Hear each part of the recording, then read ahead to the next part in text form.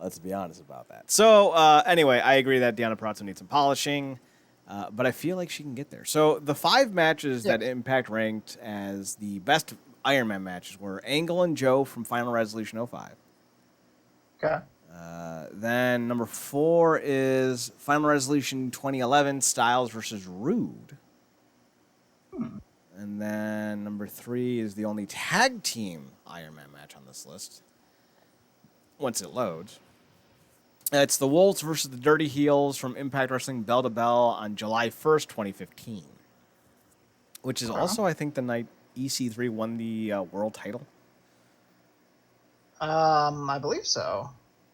That was not a smart idea. Oh. Let's not do a pay-per-view title change. Well, why bother doing that? Number 2 is Eddie versus Lashley on the January 26, 2017 episode of Impact. And then number 1 is the aforementioned 2005 Against All Odds Daniels and Styles match that ends with Styles in a bloody heap in the Koji clutch as Daniels screams in perpetual agony. Because he's been in this company for 3 years and he's the runner-up every time he takes on the X Division champion. So, respect. But they're not the only ones. According to a Reddit post, this is all the top-rated Impact and WWE and NXT Iron Man matches. Starting at number 10, Angle and Joe, Orton and Cena from Bragging Rights 09, Styles and Rude from Final Resolution, Wolves versus Heels, Rock versus Triple H at Judgment Day 2000. That's the one where the American Badass debuted. I am American Badass. Styles and Daniels from Bound for Glory 05. Bayley versus Banks from NXT 2015. Takeover Respect. Kurt Angle versus Brock Lesnar from SmackDown 2003. That's the one that where Brock put Kurt up by like 6 or 7 by beating the shit out of him with a chair. That's a great way to start a match. Brett versus Shawn from WrestleMania 96. And Styles and Daniels, number 1 from Against All Odds 05. All of Impact's were 30 minutes, and I think the NXT one was 30 minutes as well. Yeah, maybe 60 minutes is just a little too long. A little bit, but I don't actually have an issue with a 60-minute. It just needs to be the right 2 people or 30 people. I don't know.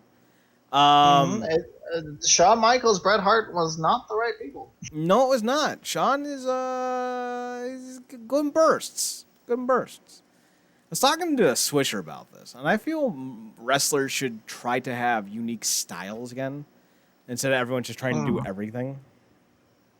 Yeah, I agree.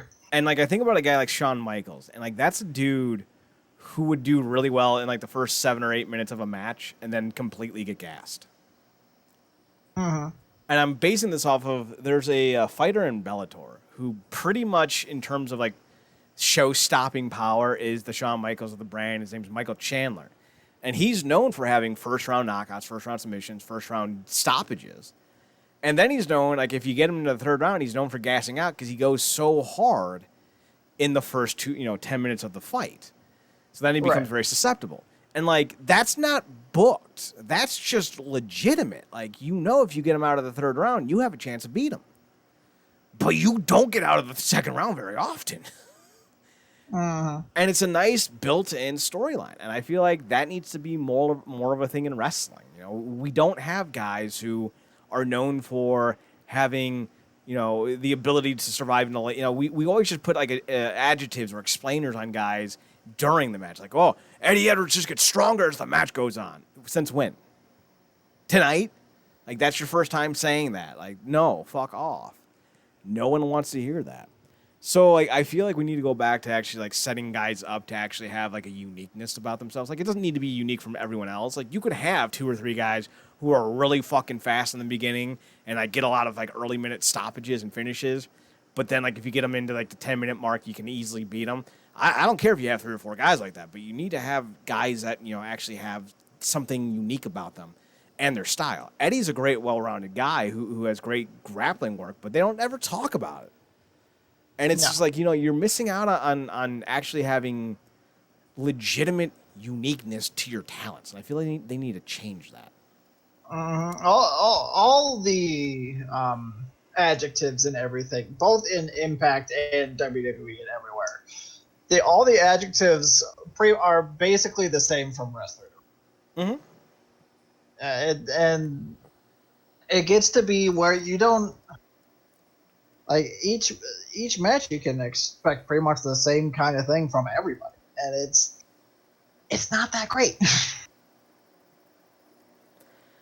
Do you feel like putting more of a sports spin on pro wrestling would be a benefit or a hindrance? I think it would depend on what kind of on what aspects to put it in. Like I like your thought. I like your idea of giving each person their own style, because everyone in MMA has their own style. Some people are in the same camp and do similar things, but everyone fights their own way, because that's just how people are in real life. They have their own unique way of fighting. So we definitely need wrestlers to have their own unique fighting style, their own thing that sets them apart from, again, maybe not everybody else, but from the majority of people. And that's part of the reason why I like Deonna Purrazzo is,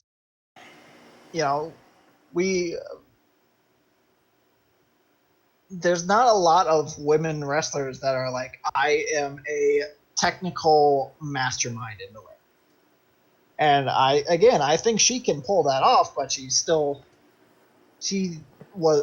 feel she was rushed to the title and still needs more polish. But having her as the technical wrestler, and then you have Jordynne Grace as the majority of the time she is the power wrestler. She'll throw you around, she'll slam you on the mat, and try and beat you real quick. And they kind of played into that. They mentioned that briefly in the Iron Man match on last night. I think Josh was like, Jordan's used to going in and throwing people around and beating them and going on with her day real quick. Mm-hmm. This is 30 minutes. She can't do that. How is that going to change things? That every once in a while they actually have a decent little tidbit of actual commentary that's refreshing, and then it immediately goes away. But that's what they need to work on, because otherwise it's just, what's the fucking point? The other thing they should do, put back in the times. Like, have every TV match be 10 minutes unless it's the main event, then it goes 15.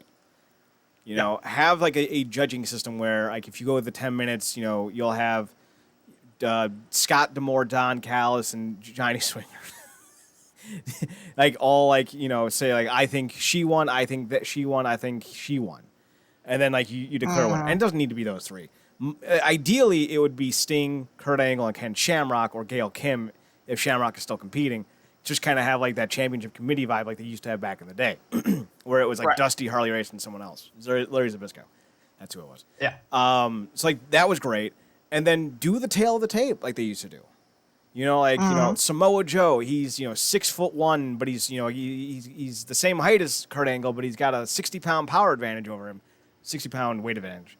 But Kurt Angle has a history of,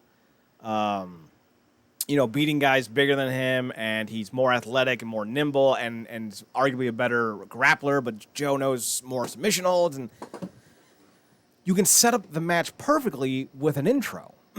But instead, they follow the WWE formula, and the WWE formula has proven time and time again that it does not work. I hate to point this out, but it's been 20 years of declining ratings for that program. There's a reason for that. Don't follow that model. No, don't. So, and remember when Impact was TNA, they were going up in the ratings with that model, with their time limits and tail of the tapes and all that. So that's what I would like to see going forward from Impact. And I think that would add a lot to it. So I think that's That's where I'd like to go. Let's hit the little moments and matches going forward. We talked a little bit about Eddie and RVD for the title. What did you think of the match overall? The match was solid. I've not been shy about saying I've never really cared for Rob Van Dam, but I mean, for being nearly 50, he can still go pretty well in a style that's typically just for, younger guys. So the match was solid. I was kind of expecting Sami Callihan to come out and run interference, get a little bit of payback for what happened a couple weeks ago, but I am not disappointed that it didn't happen, because there was some of that nonsense going on later on in the night. So, but the match was solid, I felt like. And then, of course, after the match, we got a little run in by Eric Young, and apparently they're going to, and he declared that he's going to challenge Eddie next week for the title. Because that's the plan, that's his plan, or whatever. That's whatever he was saying. All by design. My design. All by design. My design. If that's his new slogan, terrible. So, obviously they're not setting up Eric Young for a world title win. Thank Christ. Yeah. Because I don't want to say like I would stop watching, but I would be severely disappointed that they would go in that direction. Like, entirely. And unfortunately, they don't really have anyone outside Eddie to take the belt. Like, I'm thinking about it, like, if you want to do Ken, okay, Sami Callihan makes sense, but the next logical guy that makes the most sense, which is how he's been booked, is Josh Alexander, and he's in a tag match, or tag team. So, like, you don't want to go and do that. So, I think, keeping an eye on that is imperative. Making sure you actually have someone young enough to come in and build up to being the next Eddie Edwards. They don't have that right now, and they need to have that. Maybe it's going to be Swan or Mac, because they're doing stuff with Eric Young in that regard. EC3, I guess, makes the most sense if you're going to go elsewhere, but he's currently in a feud with Moose for the TNA title that he's trying to destroy, even though he already has property of it or possession of it, so he can just blow it up if he wants. But I don't know. I love he took it and he did a promo with it later. He's like, now that I have it, I don't know how I'm gonna destroy it. He's a squirrely nut, that one. So we then go to the Wrestle House segments. They're doing a toga party. For some reason. Yes. Johnny Swinger throws powder in Crazy Steve's face and to do the Fuji. Crazy Steve screams that he's blind. Tommy Dreamer goes, yeah, but aren't you already blind? And then they're like, match time. And then we get a match. And then I think Crazy Steve won because it's a blindfold match, so of course he did. It's a blindfold match, so he can see clearly. He can see clearly now, the blindfold's on. He can see all obstacles in his way. I mean, essentially. Now Swinger has to dress like Crazy Steve, and I'm crazy excited about that, because that's going to be fucking hilarious.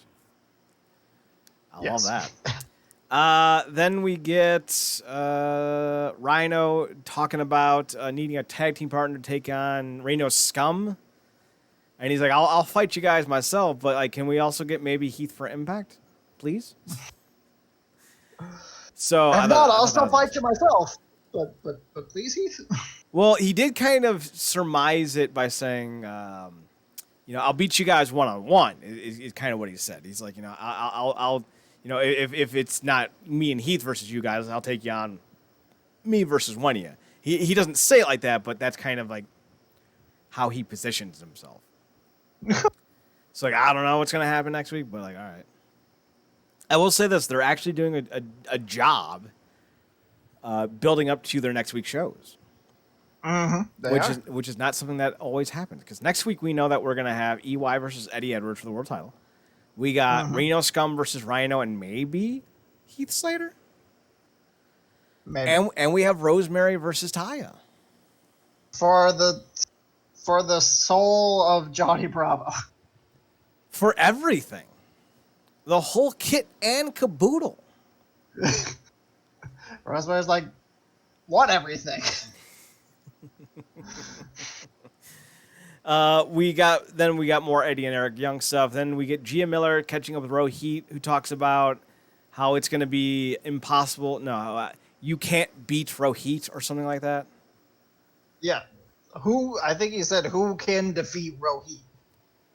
It's like the Canyon quote. Who's better than Canyon? Everybody. That's real, folks. Rohit comes up with some new tagline every single week.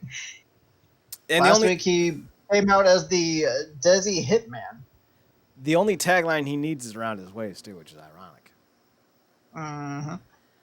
We then get the Rascals joining Madison Rayne on the locker room talk. She actually says she doesn't mind if Johnny Bravo never comes back. Johnny Swinger. Sorry, wrong Johnny. So I was a little, perplexed. Like, wait, what happened with her and Johnny? She was all about the Johnny Swinger. It's a little perplexing. Then we get Des and Wentz, and they get mad at her because she won't let them get high. And then Ace Austin and Fulton show up, and then they get physical. And then Madison cuts to black, and there we go. Yeah. Oh, we also have another match for next week: Sami Callihan versus RVD. Oh, that's right. They literally should have just said this was a 3-night event. Yeah. Because that's what it's turning out to be. Then we have EC3 talking about destroying the title is the only way I'll ever be free, which doesn't make any fucking sense. But hey, whatever, EC3, you do you. Like, I don't get why he's so tied to that title when he, barely held it and didn't even win it in a memorable way. Like, it's not great, his history with that belt. So I don't know why he feels the need to destroy the title. Maybe that's why. Maybe because Dixie Carter decided to book him on a TV taping to win the belt. I don't know. Yeah. I don't fucking know. Then we get definitely not Kurt Hawkins. Definitely not Heath Slater, Brian Myers, taking on Willie Mack. I don't understand what Brian Myers' whole shtick is supposed to be. They're not really putting him over as anything specific.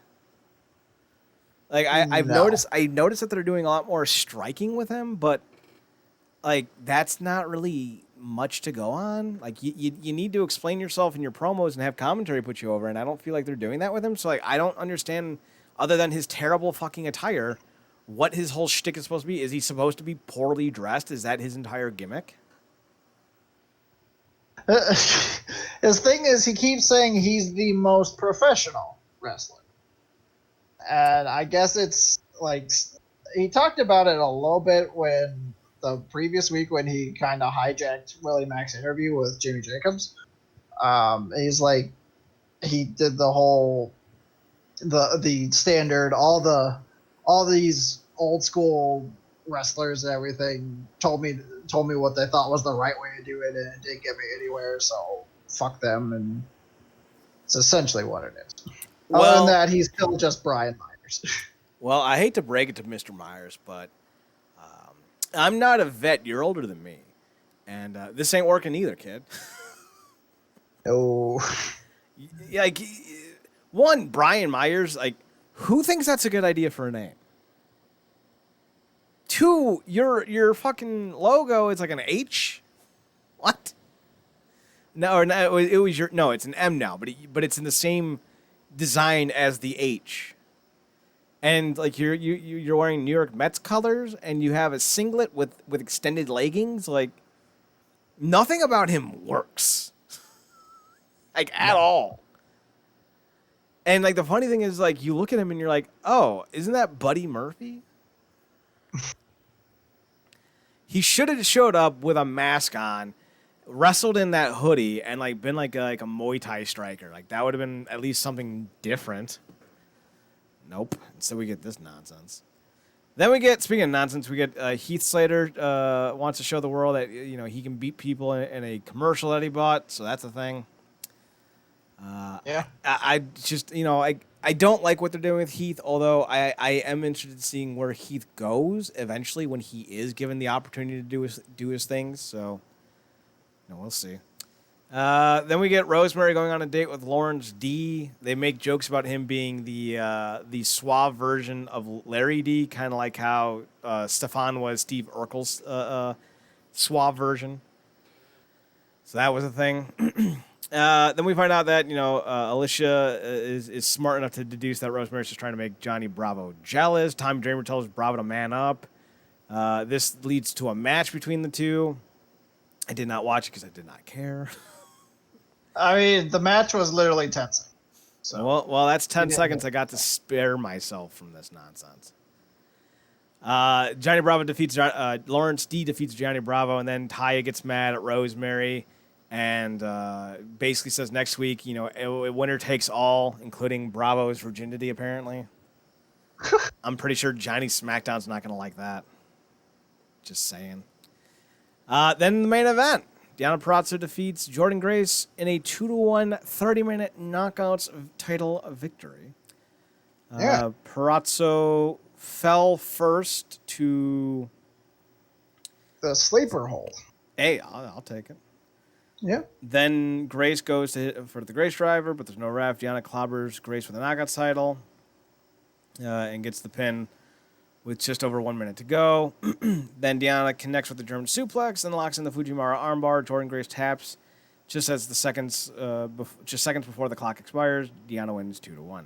I will say I like that kind of fast-paced finale because the idea, and again, if you had better commentary, I wouldn't have to explain this.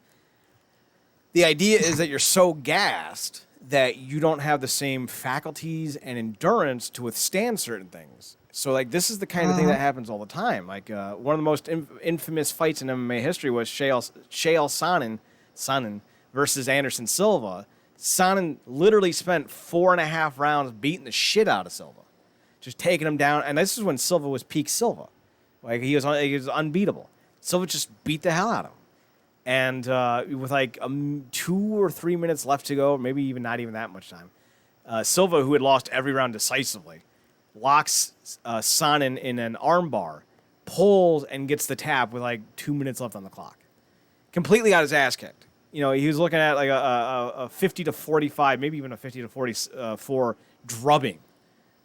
But he ends up getting the submission win. And I like that. This is the same kind of idea. Grace can be as good as she wants for 29 minutes, but you still got to be great for 30. Mm-hmm. But, that's probably not. I don't remember what Josh Matthews said, but he's probably like, hey, Purrazzo unbelievably wins. You have to admire the tenacity. Yeah, sounds about right. So, terrible. Fucking terrible. I will say I also give credit to Deonna working the arms and the shoulders basically the entire match. That's great. That's just basic technical submission wrestling, and it works pretty much every time in a match. So I dig that. We got another ref bump, which again, it's done. It's played out. Move on. We don't need it anymore. That of course set up the hitting Jordan with the knockouts title and Deonna getting her first fall. I do like the quick submission, the quick tap out finish at the end. It felt kind of weird because Deonna locked in the single Fujiwara and then tried to hook in the other arm like she did at Slammiversary, but Jordan fought out of that, so she just went back to the single and then she tapped out. It felt a little weird, but I'm not too upset about that. No, especially if they don't have a clock they can keep an eye on. Sometimes it's better to get the finish in and then kill for time than hold out too long and get fucked by the clock. You know what I mean? Yeah, that's true. If she thought that there wasn't enough time to fully lock in the two-arm armbar, the two-arm Fujiwara armbar, then that makes sense. it's a very big thing that they have to keep an eye on throughout the match, that ticking clock. And if you're doing too many ref bumps and, maybe you don't see the clock, a lot can go wrong. So I'd rather they finish up before anything goes sideways. I think they should stop doing ref bumps. Yes. Again, that's a tired WWE idea. I would very much be completely on board with the idea of not even having the traditional face heels so much as having people that you like and don't like. Like you can have Deonna just do everything she's doing, but not book her to be some cowardly cheating heel. Maybe she's just an arrogant prick. I think about like Eddie Guerrero when he was super popular. He broke every rule there was, but people loved him. So the idea of a face heel dynamic, I don't think holds any water anymore. Not in the grand scheme of how wrestling's presented today, and with the influx of the idea that, some of the most popular NBA and football and MMA fighters, in the world of sports right now are arrogant, brash, loud, and unapologetic. So you can't just sit here and try to be the clean-cut, cookie-cutter babyface guy, because you're not going to get over. But you can't just double down on the idea that everyone who's a bad guy cheats. You got to start being nuanced. I don't think Deonna Purrazzo needs to do ref bumps to get over. I don't think she needs to cheat to get over. I don't think you need to do this kind of nonsense. I think about UFC. They just did a trilogy fight. Daniel Cormier versus Stipe Miocic. And, granted it's a real sport, so, you can't. But there was no ref bumps. There was no, he had his hand outside of the ring, so it was a rope break. There was no illegal shot from the title.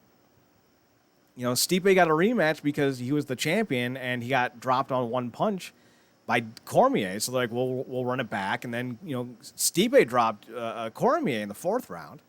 And they're like, well, I know I can beat you, so let's just find out who's the best. Bada bing, bada boom. You set up a rematch a year later. It's, one of the fights of the year. It has so much people talking. There's excitement and action all over the place. But you didn't need to cheat to get there. And I feel like wrestling needs to realize that we as fans know that you don't need to do that stuff. We want the idea of a controlled athletic environment. So give us that. Stop doing this carny bullshit. It's cheap heat that worked in the 70s when most people believed that it wasn't fake. We know that's not true anymore. We know it's not real. So stop. Because it's overdone, it's overplayed, and it's just completely nonsensical. And I also don't understand why there's a fucking rope, ring allowance anyway to get out of the ring. I don't get that at all. Who the fuck would when have you ever seen Conor McGregor jump out of the octagon and go running around the cage in between rounds? When did you ever see Mike Tyson, get a 20 count on the ring floor? I know I know a lot of people are like, well, no, that's Bill Watts territory. Well, Bill Watts wasn't completely wrong in some of his ideas. Most of them, yeah, it was fucking terrible. But especially in Impact, when you have the ability to have the X Division title, I think one of the things you should be doing is making this a quote-unquote sport and only giving those allowances to go out of the ring and off the top ropes as consistently as they are to the X Division. I think that's the way to go. I think every match that's not an X Division match should be confined inside the ring, because if you can't wrestle inside the ring, you're not good enough to be on the show then, right? Am I too wrong by saying that? No, I don't think so. I do feel, I kind of feel that without, unfortunately, in today's day and age, people feel like they have to go to the outside, constantly, and I agree that it's so overdone and it's so overplayed. It's that I feel it's been a thing since the 80s, yeah, but it's they took that and they just went exponential with it, and it's so overdone. I don't know about getting rid of it completely, but definitely there needs to be a course correct, because there are so many things that are being overdone to the point where they're not special. All the dives are not special. Anytime there's a tag team match or there's multiple tag team match going on, every single person has to do it, and it's just dumb. It does not add anything to the match. It's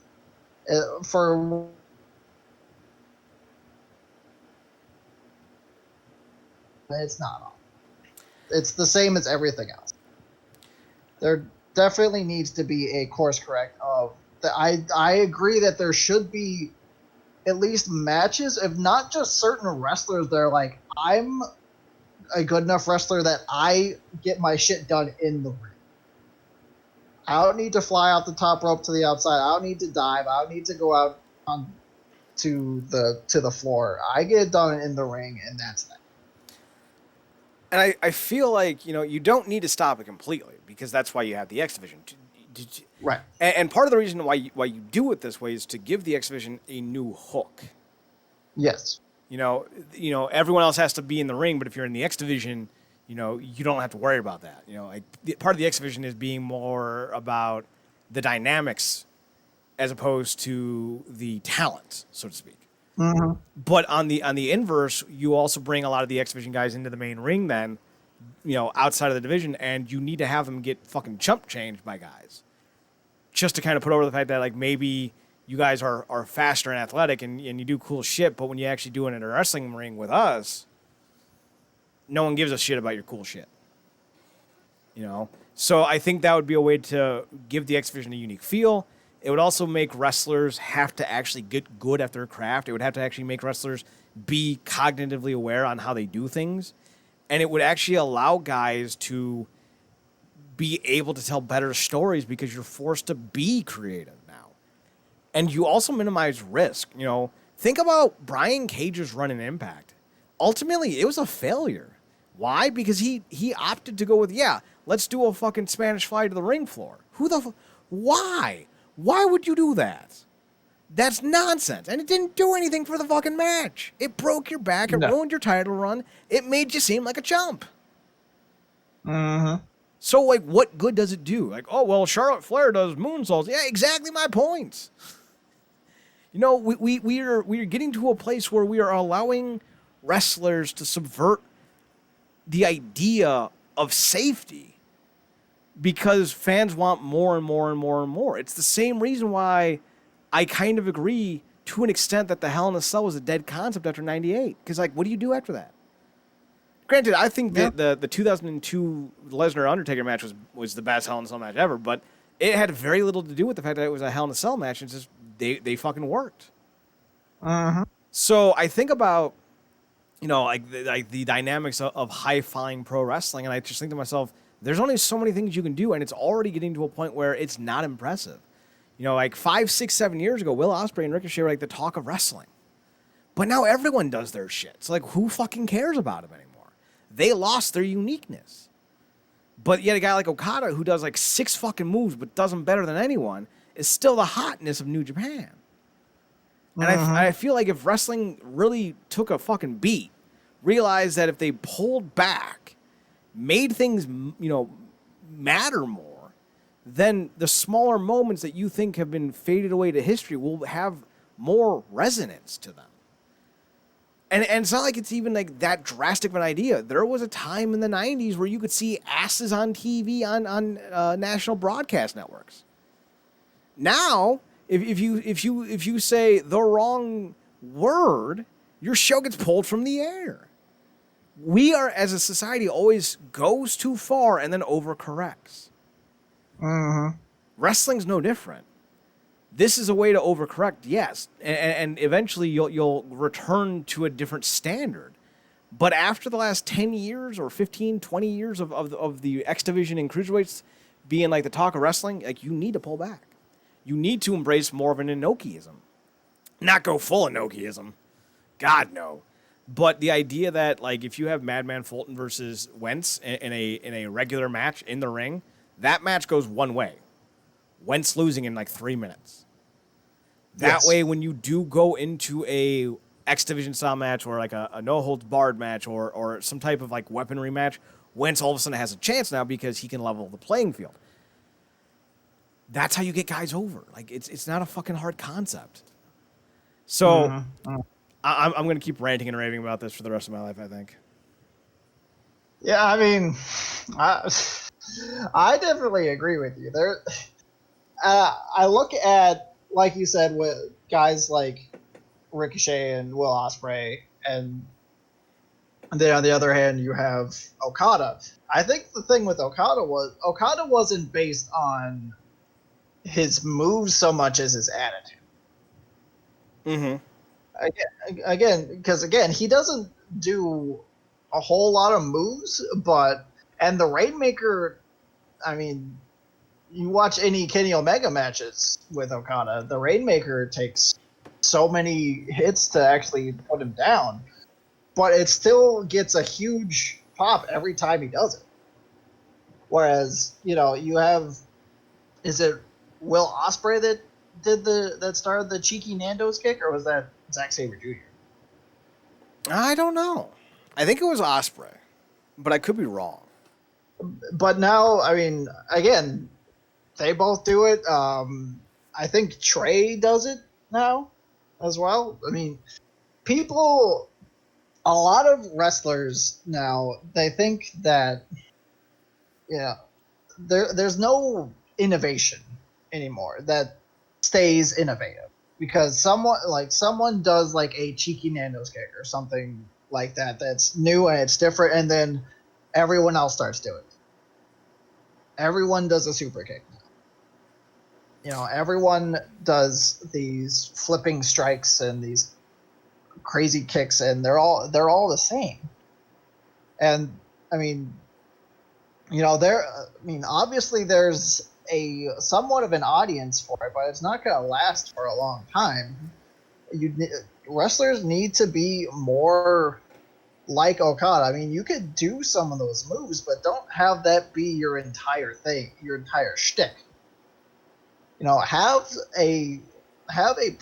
We keep going back to this one. Have a persona, have an attitude that sets you apart from everybody else, because that's what's going to keep you going for 10, 15, 20, 30 years and still be a draw.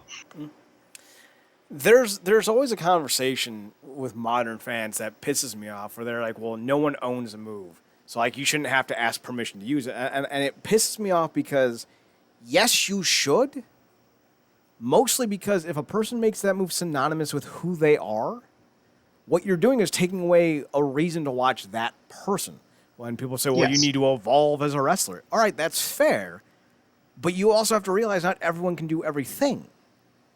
And wrestling fans are susceptible to the new hotness instead of the iconicness.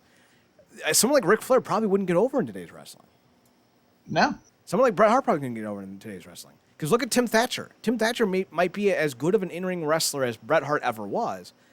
Bret Hart headlined WrestleMania as Tim Thatcher's on the undercard of the Developmental League. So there's a reason why you need to be aware. Like, wrestling moves aren't moves. They're songs. They're hit songs.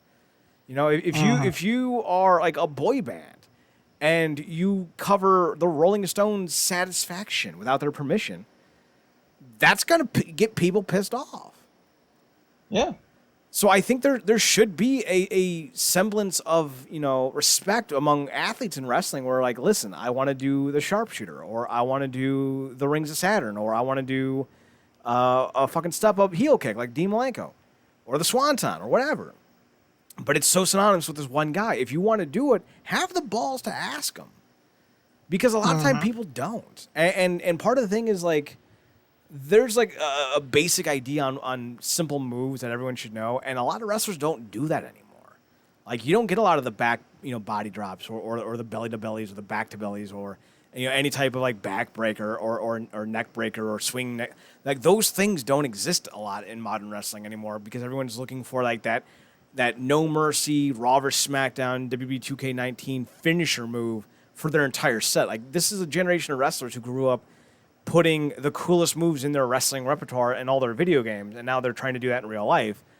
And it's getting to a point where, you know, if you're not a good enough character or personality, you're going to get forgotten because most of these talents are just doing the same shit as everyone else. Yeah.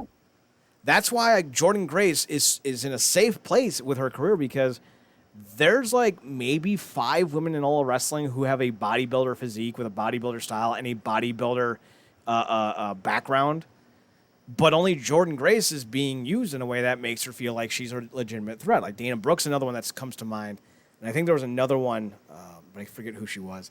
But like that's it.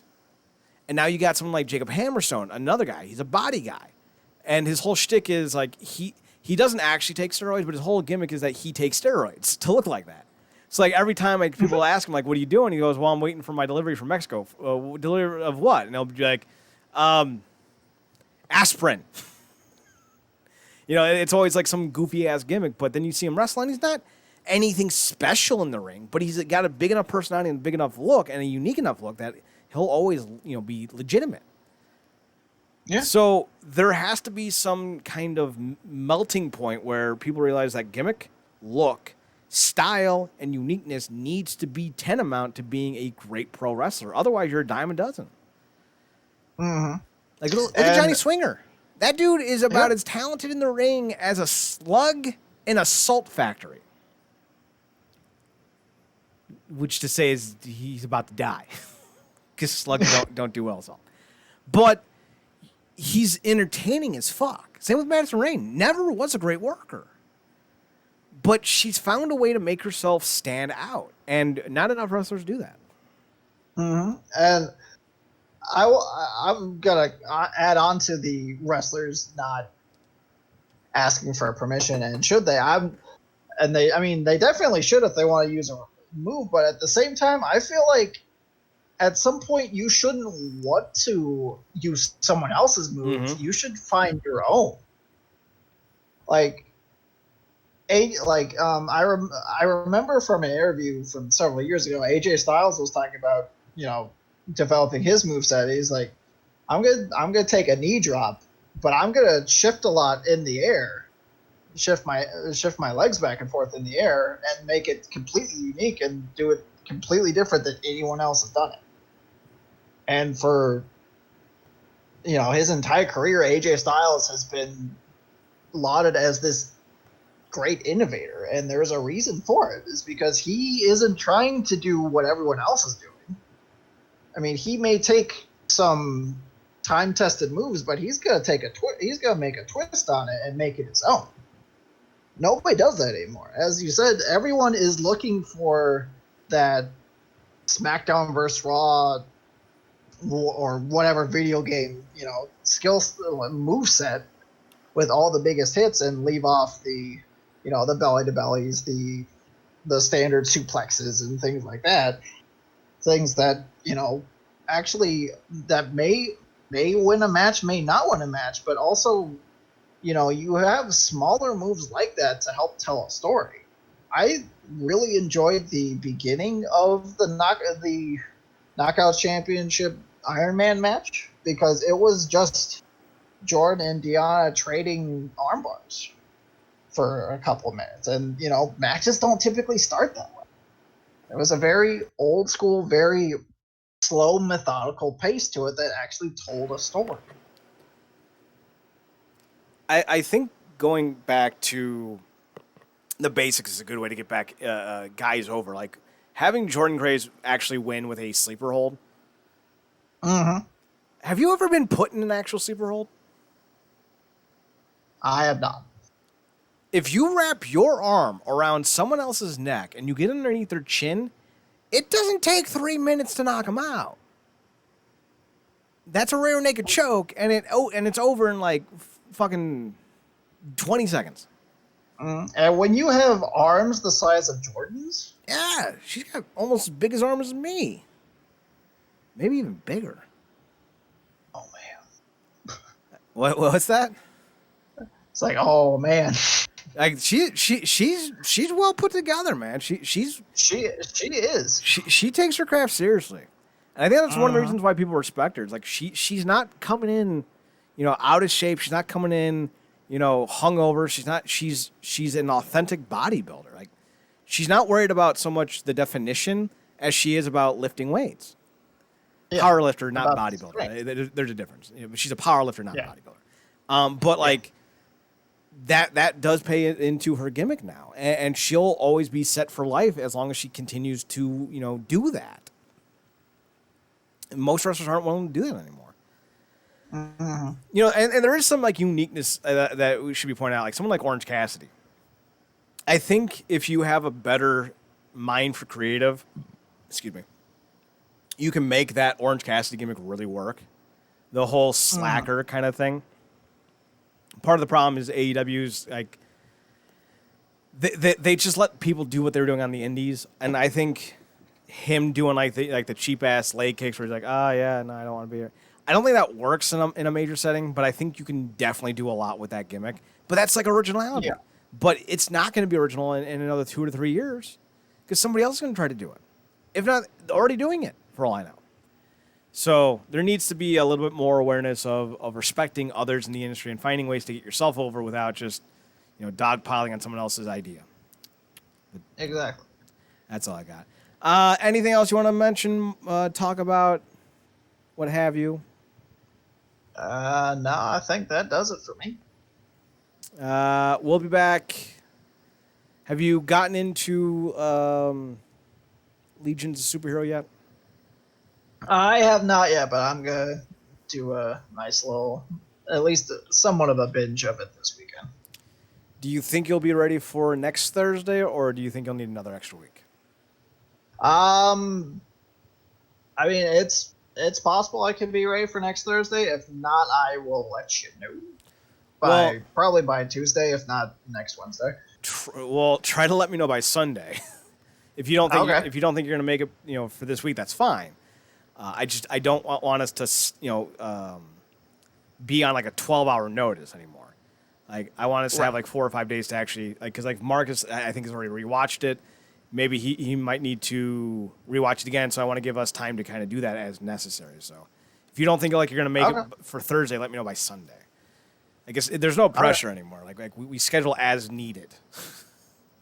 I gotcha. So we might be recording next Thursday another edition of the ComicCorp podcast as we review the entire series of Legion of Superheroes. So probably next Thursday, maybe this Thursday. Not tomorrow, next Thursday. So either next Thursday or the Thursday after that. That's what I meant to say. Yes. So yeah, that's that. And Zach and I will be back next Wednesday. More wrestling goodness, and that's all we got. We already gave you the rundown. So, Zach, say goodnight to everyone. I got nothing.